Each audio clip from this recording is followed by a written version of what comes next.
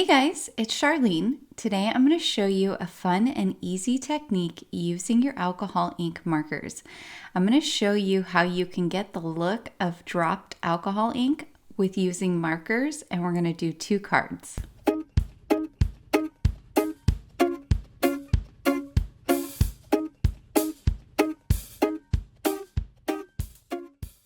To make today's card, I'm going to be using the Sunshine Flowers Craft Your Life project kit from Altenew.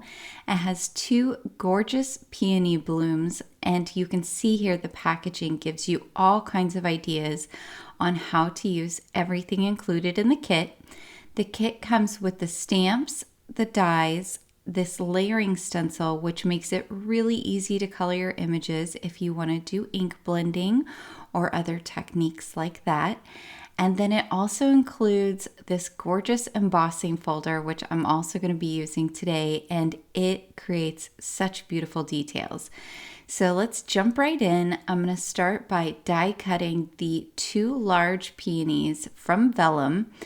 And then I'm going to place the first one here on my stamp packaging. And the reason I'm doing that is because I want to be able to see the stamped image through the vellum. Now I'm coming in here with some Copic markers. I'm going to use a rainbow array of markers. And having the vellum sitting on top of the stamp packaging, that's what allows me to see where I want to color. So for this bloom, I'm using the pink, orange, and yellow to color the floral. So I've got the center of the floral in the pink, and then I'm going to take orange out from the pink, and then out to the edges of the flower, I'm going to go with the yellow. The pink is RV04. The orange is YR04 and the yellow is Y08. You could do this technique in any colors though. I'm choosing to use a rainbow here because I love rainbows, but you certainly could do this technique with all different shades of pink, or maybe just pinks and oranges, or whatever you're in the mood for. You could do this with pretty much any color. The only thing you want to keep in mind is that you're going to be using blending solution and isopropyl alcohol in order to blend these colors together. So the colors that you choose, you want to make sure that they play well together and blend well together, because you don't want to end up kind of with a mucky brown mess. If you have any questions on what colors blend well together, be sure to check out the other videos on my channel. In fact, I'll link to the video up in the top right hand corner here, which talks all about what colors blend well together. When you're doing this technique, you do want to make sure you get a fair amount of the alcohol ink marker down onto the vellum. That way, when you add in the blending solution and the isopropyl alcohol, there is enough alcohol ink on the vellum in order for it to move around. So here for the green, blue, and purple, I used YG09, B18, and V17, and I will have all of that information linked down below in the description as well. But you can see here I am coming back in, and on a lot of these areas I'm coming back with a second coating of my Copic marker, because I want to make sure that the vellum is nice and saturated for when I get to the next step. I think my favorite part about this technique is for those of us who like to have a little bit more control when you're making cards, this gives you the beautiful result of the traditional drip alcohol ink technique, but it gives you a lot more control in where your colors are going. So I wanted this rainbow effect where it went from the pink in the center out to the purple on the edges. And all that's going to happen once I add in my blending solution and I add in my isopropyl alcohol is that the colors are going to somewhat mix together. So it'll give you a beautiful, seamless result. So next here, I'm going to come in first with my blending solution, and then I'll be using some isopropyl alcohol. So I have my blending solution here. I'm going to drip it all over the flower, and I'm going to use my blower tool there that I have to push the alcohol inks around and help them to blend together. Now, I will tell you when you are working on vellum that the inks do not move around as much as they would, say, on a Yupo paper, so keep that in mind as well. You do need a little bit more blending solution than you would on a Yupo style of paper. And if you aren't familiar with alcohol inks and these techniques at all, the main difference is that the blending solution stays wet for longer, so it allows the inks to blend in together and meld together. Whereas the isopropyl alcohol, it dries very quickly, so it doesn't allow the inks as much time to blend together, which is why when you put it on, you get that nice kind of dappled, speckled effect that it gives you there. I like to use mine in a spray bottle. Isopropyl alcohol is also known as rubbing alcohol. Rubbing alcohol is just isopropyl alcohol mixed with water. So if you're purchasing rubbing alcohol, you just want to make sure that it has a 91% or higher concentration of isopropyl alcohol in it. So I finished my first floral and then I repeated the same process with the second floral here. I did everything the same. I used the same colors. I used the same techniques. And now I'm bringing in that embossing folder. I'm going to take the image that matches up to the embossing folder and I'm going to put the floral piece in there. I'm just going to make sure it lines up really well with the impressed image inside of the embossing folder. And then I can run that through my die cutting machine and it's going to give you all of that gorgeous detail. Now, if you're impatient like me and you did it before your alcohol ink completely dried, it's easy to clean your embossing folders. I just used a little bit of the rubbing alcohol on a paper towel and wiped off that excess. For my second floral, I've put it down here in my stamp wheel and then I'm using some anti-static powder all the way across the front.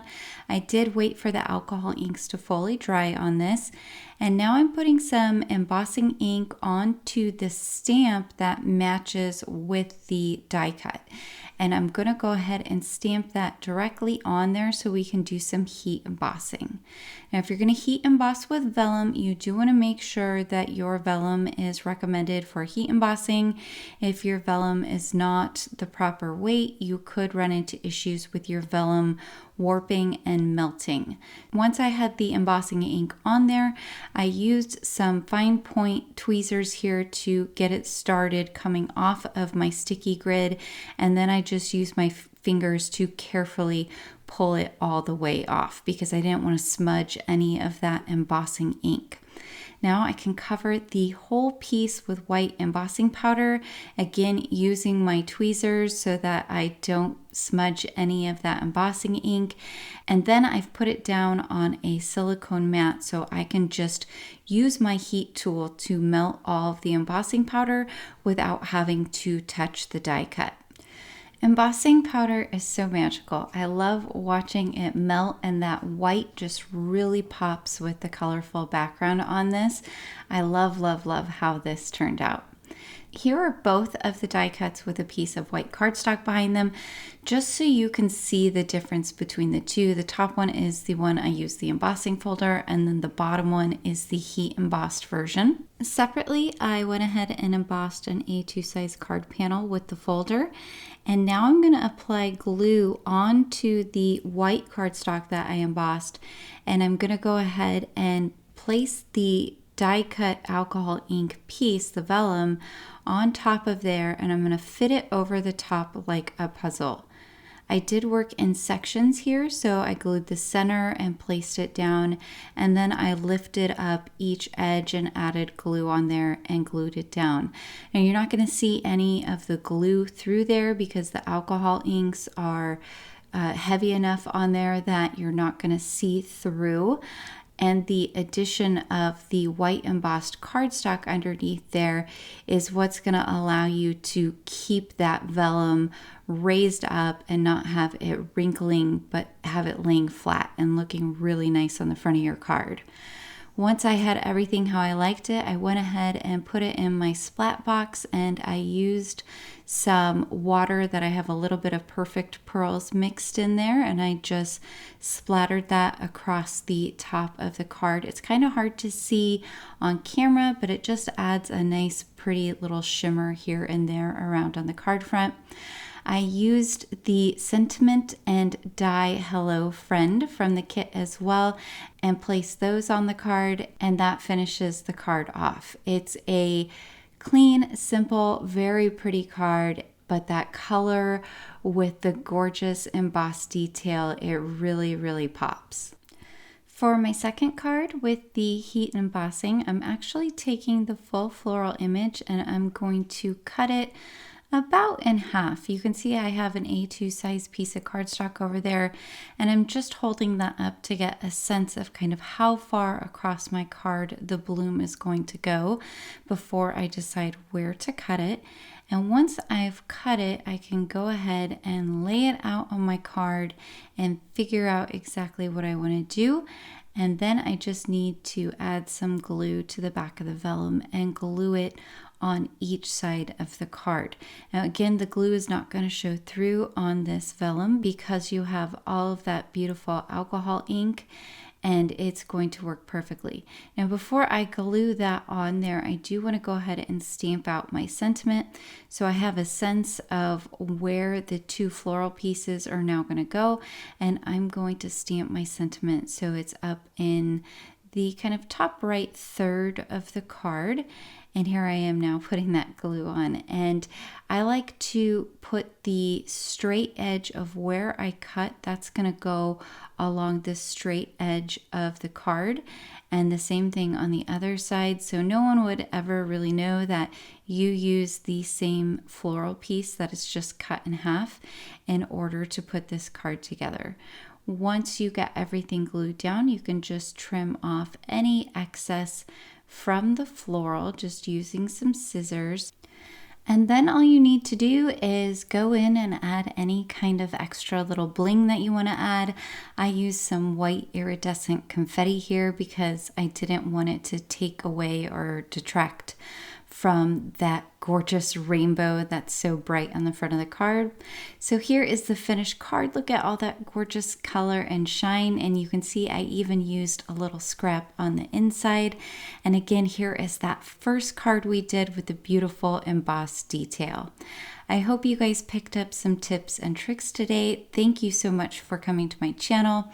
Please be sure to like and subscribe, as well as hit that notification bell so that I can continue bringing you more crafty content in the future.